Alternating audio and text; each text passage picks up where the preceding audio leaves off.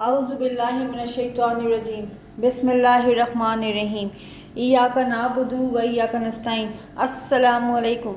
क्या हाल है आप सबका? मैं उम्मीद करती हूँ कि आप सब खैरियत से होंगे, ठीक होंगे अपने अपने घरों में। Welcome to my channel treasures of knowledge. जी, आज जो मैं आपके लिए टॉपिक लेके आई हूँ वो है सीड। कि सीड क्या होता है, टॉपिक होता है उन्वान, और सीड है जी बीज। तो मैं आपको यहाँ पर बताती चलूँ कि नेक्स्ट मंथ जो है वो मैंने अपने चैनल में थोड़ा सा चेंजेस किए हैं, और वो चेंजेस ये हैं कि मैं इंशाल्लाह नेक्स्ट मंथ से यानी कि सितंबर के महीने से जो है मैं आर्टिकल राइटिंग जो है वो अपने चैनल ट्रेयर्स ऑफ नॉलेज में स्टार्ट कर रही हूँ। आई होप कि आपको वो अच्छी लगेंगी उसकी वीडियोस भी। आर्टिकल राइटिंग के बारे में सबसे पहले तो मैं आपको ये बताऊँगी कि आर्टिकल राइटिंग होती क्या है और टाइप्स ऑफ आर्टिकल राइटिंग क्या है। देन उसके बाद मैं आपको आर्टिकल्स लिख के बताऊँगी कि आर्टिकल्स को हम कैसे लिखते हैं। ठीक है, आई होप कि आपको वो वीडियोस भी अच्छी लगेंगी।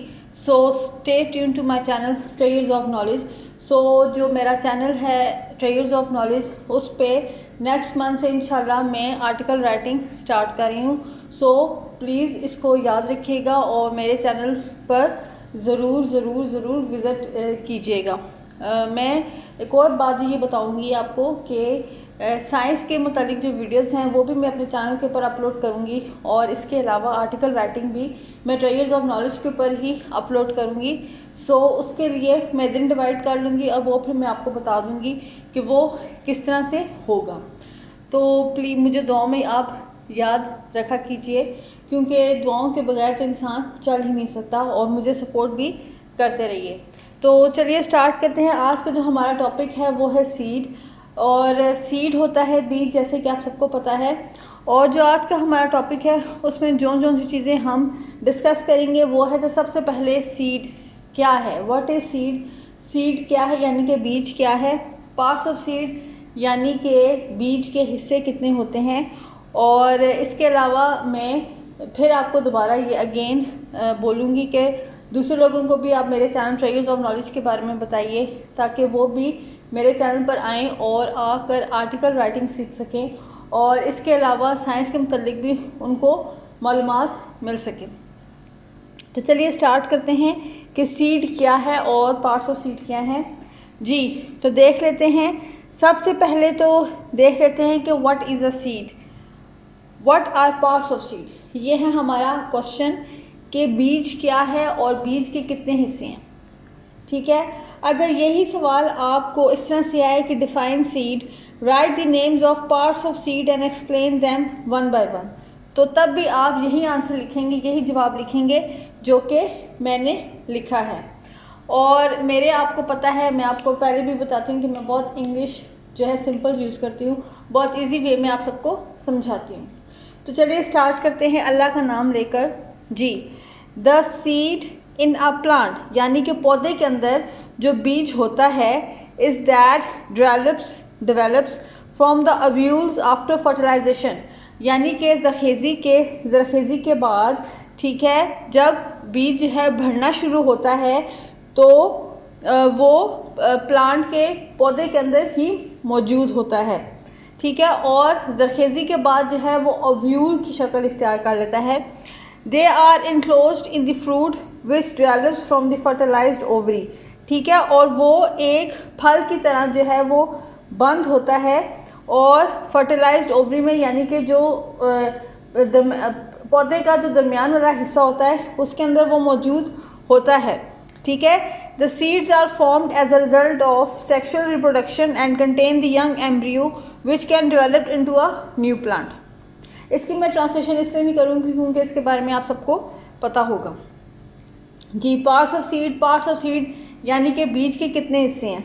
There are 7 parts of seed, 7 बीज के हिस्से हैं। सबसे पहला है जी टेस्ला, दूसरा है माइक्रोपाइल, तीसरा है हीलियम, चौथा है कॉटिलेडन रेडिक्यूल, और छठा है प्लम्यूल, और 7वां है एंडोस्पर्म। ठीक है, अब हम इन 7 पार्ट्स ऑफ सीड को अभी डिस्कस करते हैं one by one.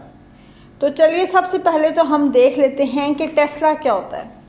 Ji, testa, it is the outer coat of the seed, यानी कि ये बीज का बाहर वाला हिस्सा होता है। That protects the embryonic plant, यानी कि जो पौधे के अंदर छोटा सा पौधा होता है उसको ये जो है प्रोटेक्ट करता है, यानी कि उसकी हिफाजत करता है। एम्ब्रियोनिक होता है छोटा पौधा, यानी कि पौधे के अंदर जो छोटा सा बीज होता है वो एक पौधा ही होता है, पौधे की तरह ही होता है, तो वो उसको हिफाजत करता है।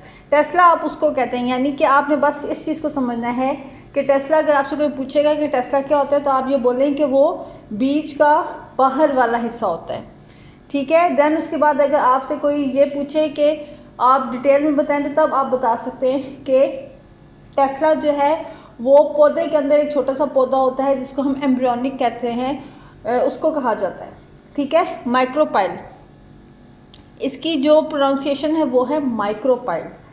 It is a tiny pore in the testa, यानी कि टेस्ला के अंदर, ठीक है, ये छोटे छोटे सुराख होते हैं।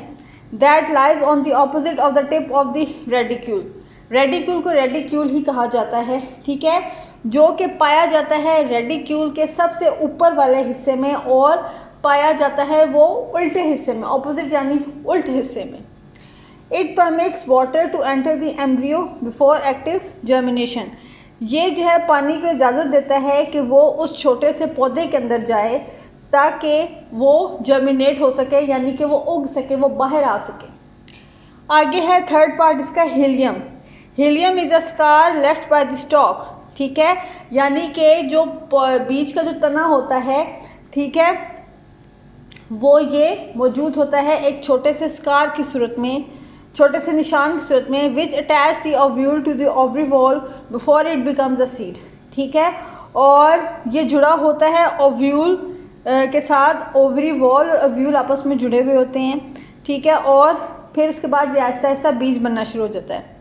Cotyledon, in some plants this contain high quantities of starch and will provide a source of food for the developing embryo prior to germination in other plants, यानी कि कुछ हिस्सों में जो है ये कुछ प्लांट्स में जो है, कुछ पौधों में जो है ये काफ़ी मिकदार में मौजूद होता है स्टार्च की शक्ल में, ठीक है, और ये उनके लिए खुराक का काम करता है, ये उनके लिए खुराक का ज़रिया है, ठीक है। और डेवलपिंग एम्ब्रियो का मतलब है कि कुछ जो पौधे हैं उनके अंदर जो है ये छोटे से एक पौधा होता है, ठीक है, जो कि बन रहा होता है और आहिस्ता आहिस्ता ये बनना शुरू हो जाता है।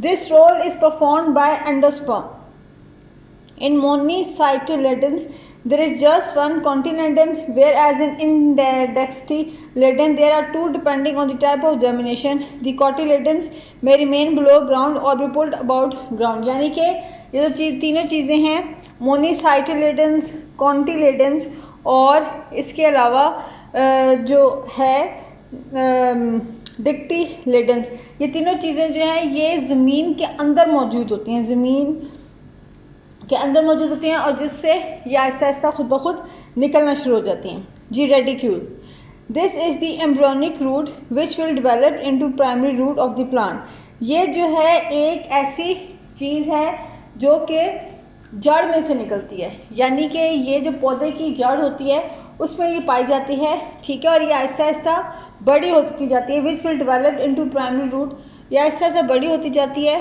पौधे की।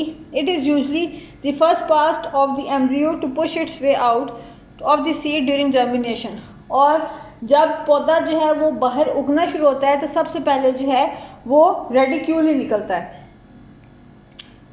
Plumule, this is the embryonic shoot. It appears as a bud which will give rise to the shoot and the remaining structures in the plant, ठीक है, ये है एम्ब्रियोनिक शूट। ये शूट है एक, यानी कि ये जो तने के साथ हिस्सा होता है ये उसमें मौजूद होता है और एज अ बड, और ये निकलता है एक बड की सूरत में, जिस तरह के एक फूल निकलता है बड की सूरत में, बिल्कुल ये वैसे ही निकलता है। Give rise to the shoot, और उसके बाद जो मदद करता है तने के साथ वाले हिस्से की, and the remaining structures in the plant, और इसके अलावा जो बाकी जो पौधे का ढांचा होता है उसकी ये मदद करता है। तो आगे जो लास्ट है वो हम देख लेते हैं कि लास्ट जो इसका पार्ट है वो कौन सा है।